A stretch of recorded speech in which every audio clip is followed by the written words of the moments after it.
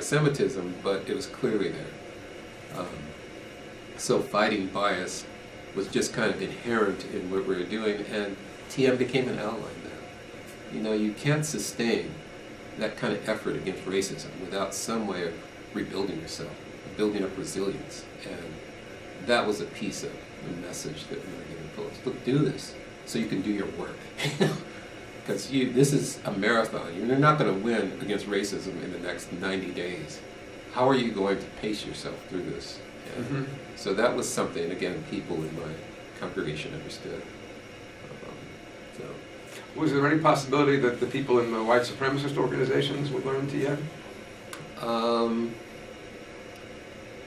Some of them might. You know, I don't really know that many folks. I've certainly come across them. Because in the prison, you were teaching people who, I guess, absolutely, some of them would have qualified for the term. Yes, Sonny was a biker. I'm not sure I'd put him in the hardcore Nazi white supremacist. He certainly knew them. They respected him. They didn't mess with him. I'm not sure that I had a relationship with them. I had a relationship with some of Sonny's people.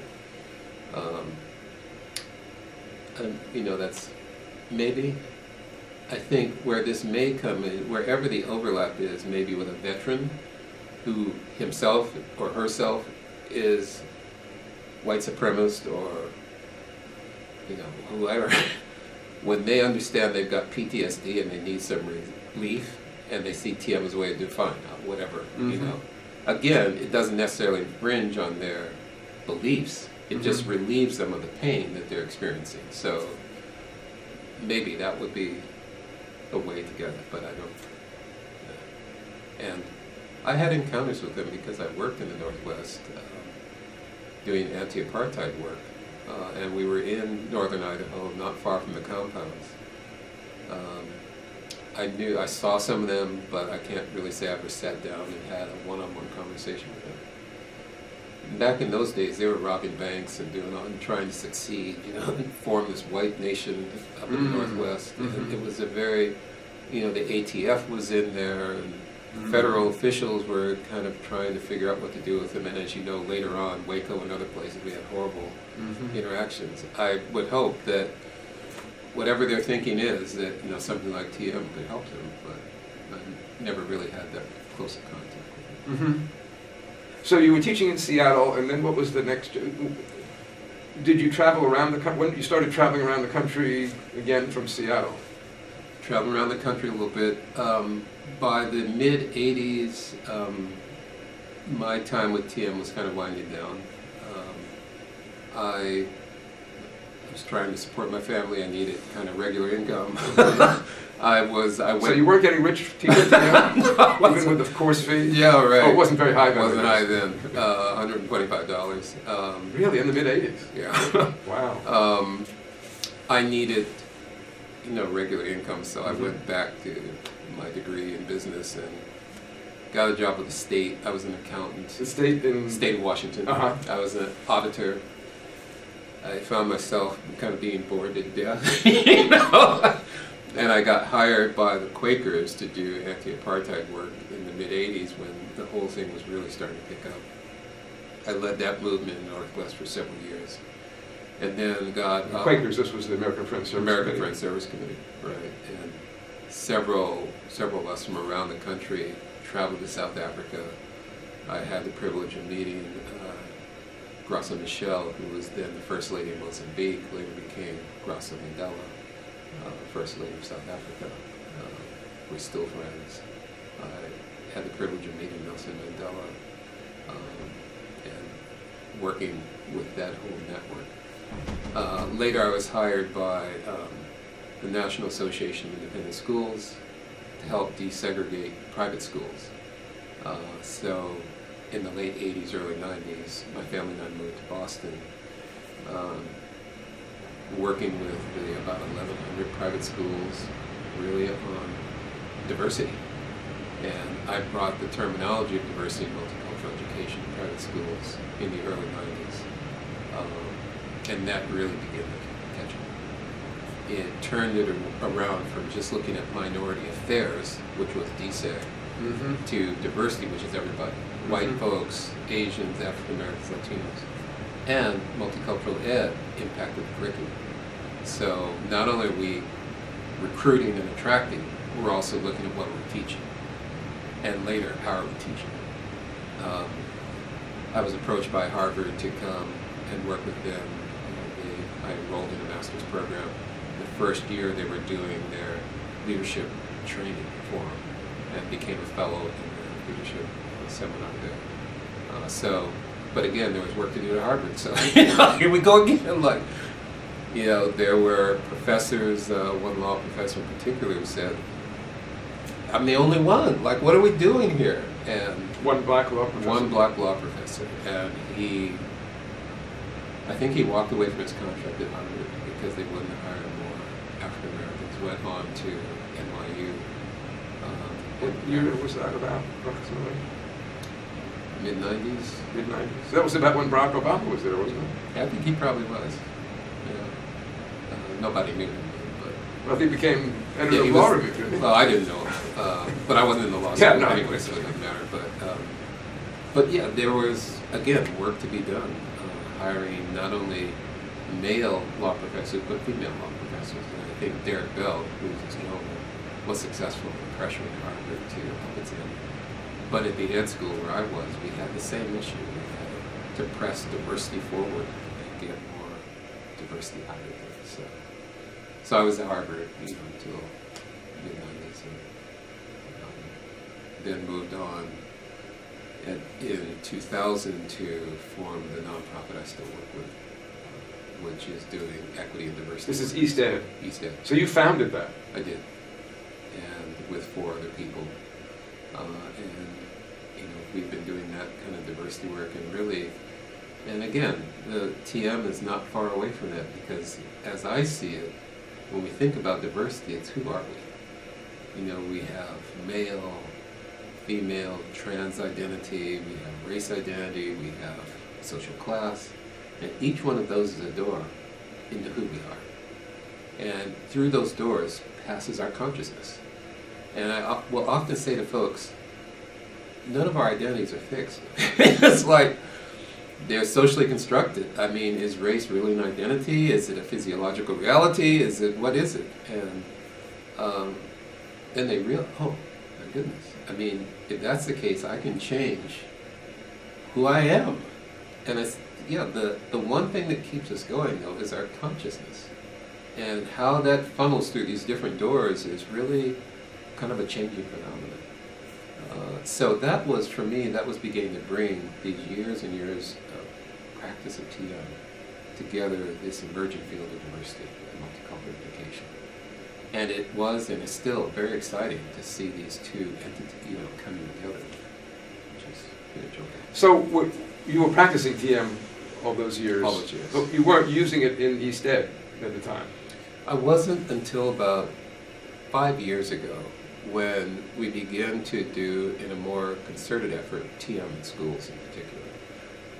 In the last 5 years, mindfulness, as you may know, has kind of become a phenomenon in schools. Harvard even has a concentration in mindfulness. But the real entity which has consciousness as a way of funneling it through the educational experience is TM. So we work with mindfulness and all that. It just began to show us that TM really has a place.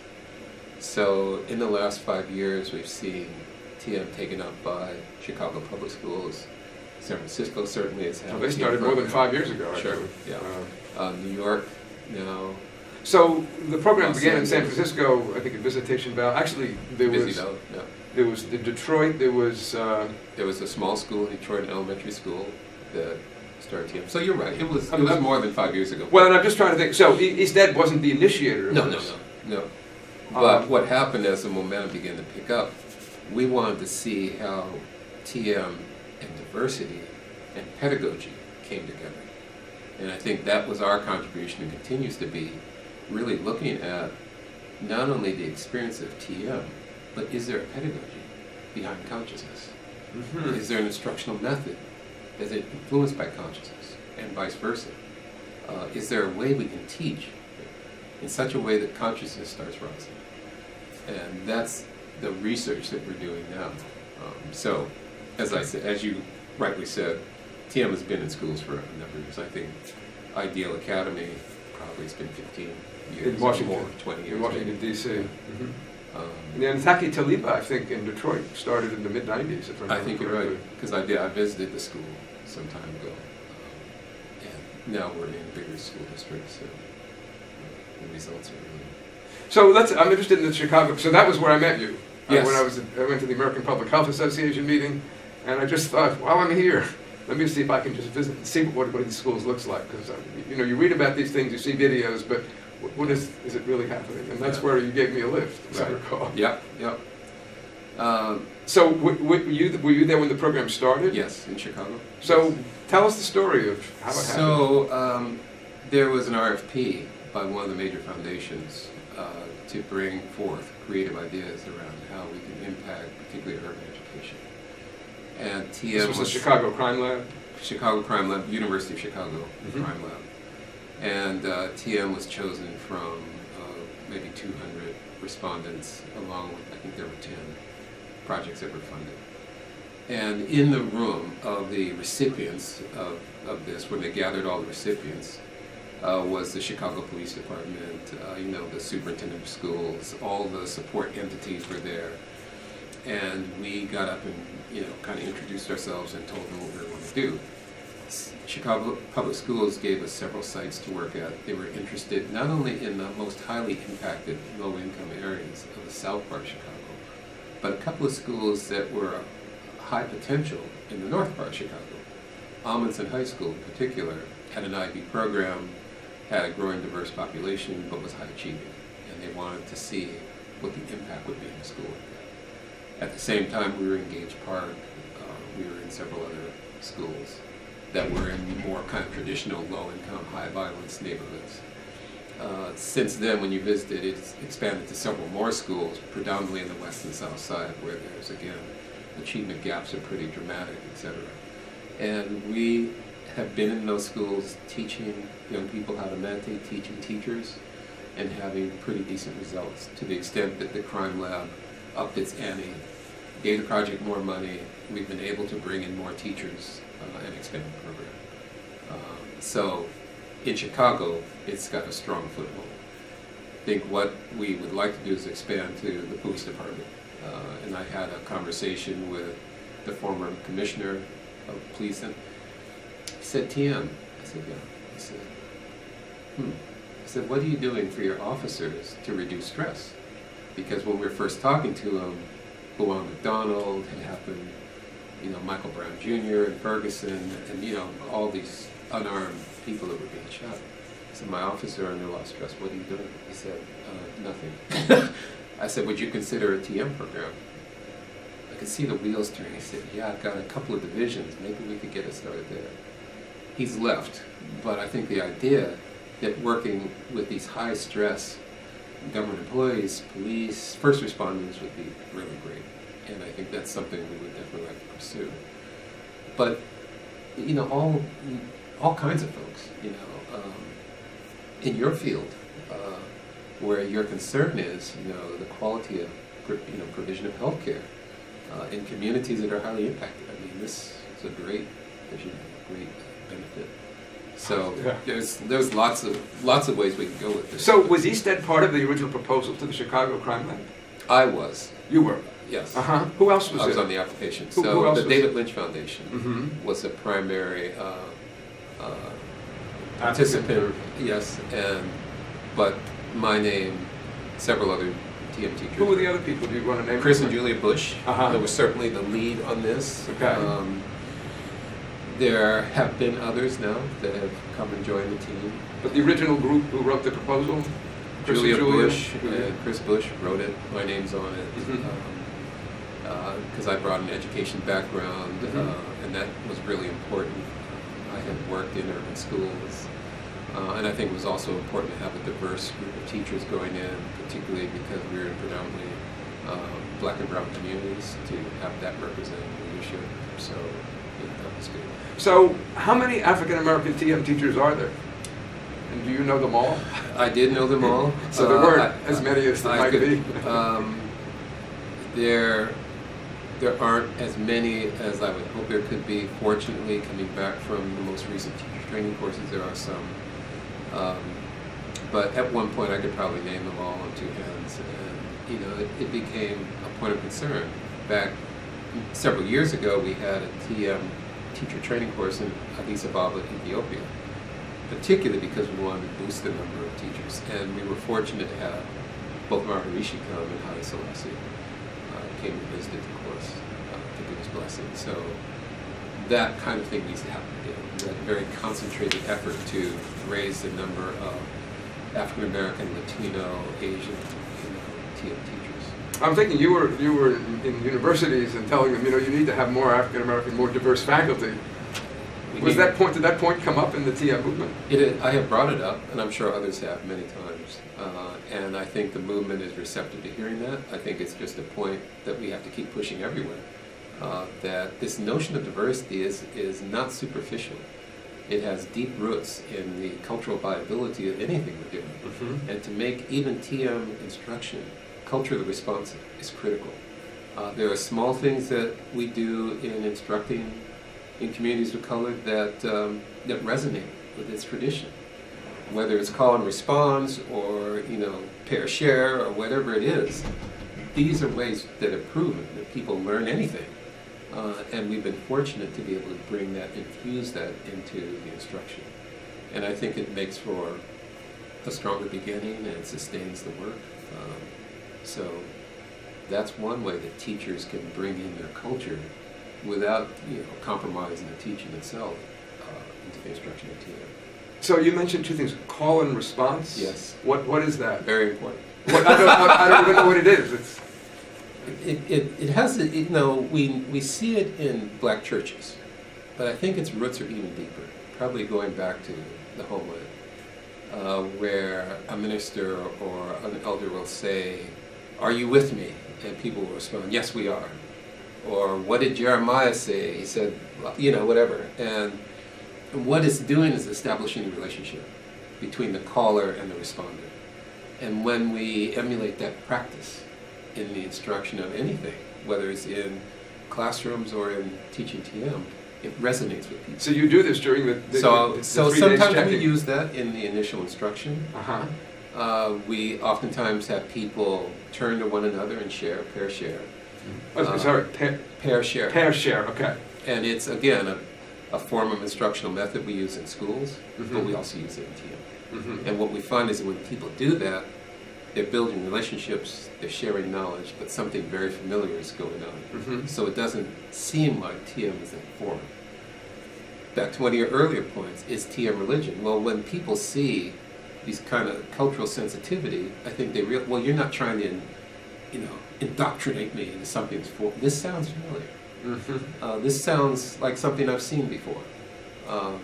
When we have people come up to the front and, you know, talk about their experience and not force, you know, again, it seems familiar. It doesn't seem like we are coercing them. So all of these things are evolutions of learning how to teach TM in increasingly diverse environments. And those forms of instruction reinforce that the learner is at the center of this process, not necessarily the teacher. You know, it's the learner's experience. It's the learner kind of going in and experiencing this. And certainly the teacher is there to guide, but I think that's primarily what we do is guide, facilitate. Mm-hmm. The learner has the experience. Mm-hmm. And it helps them establish their own independence. Oh, I can do this. Yeah, you can do this. Oh, this is familiar. Well, it is familiar. Because consciousness has always been there. It's not like we're inventing this. We're allowing you to access this thing which you've always had. So that kind of pedagogy has been really helpful, I think, both in the high schools we teach and in the community. So now the question occurs to me, I hadn't really thought about asking this sort of thing, but does Maharishi University of Management have a diversity office? Do you know? No, again, good question. And I have been working very closely with Maharishi, MUM as they call it, mm-hmm. Because I'm on the board of the school there. The Maharishi School of the Asian mm-hmm. MSAE, which is an accredited independent school. and I sit on the board, and one of the things I keep saying is, because this is a highly diverse school, both the school and the university are probably the most diverse settings in Iowa. Really? Because we bring students from China, from India, from Bhutan, from Nepal, from South America. We have the most, we have one of the most successful computer programs in the country, Compro. Computer programming instruction, right? Majors. Yep. And people, the students come from all over the world. It is placing them everywhere. So it's been very popular to come there.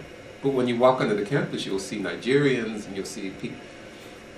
I said to the leaders, it's good to have the numbers, but what are we doing with it? You know, and of course what's going on in my head is my own experience back in high school. We just sat next to each other. We didn't really use that. And I've had numerous conversations with the leadership of MUM about really utilizing this. So on the board of the school, we have a diversity committee. On the board of the school, we are advancing diversity training. In fact, Maharishi School is leading a conference of 4 independent schools in Southeast Iowa on diversity. We're doing that in April, so it's something we'll keep pushing. It's something that I hope the university and the school will look at more carefully in terms of hiring faculty, but also in terms of pedagogy. How is it that Chinese young women learn that may be different from Nigerian young boys? Is there a difference? Can we explore that? Can we be diversity responsive, which is my goal, and really learn how to listen, how to move our pedagogy around, how to attempt to build our curriculum, but most importantly, how we build relationships. Because my research and academic achievement and closing gaps, it's all about the relationship. Now what we've given folks is a way they can sit down, close their eyes, and meditate with their students. And when they come out, they've got yet another platform to talk from. And the teacher and the student are both doing this thing. And in a subtle way, it levels the playing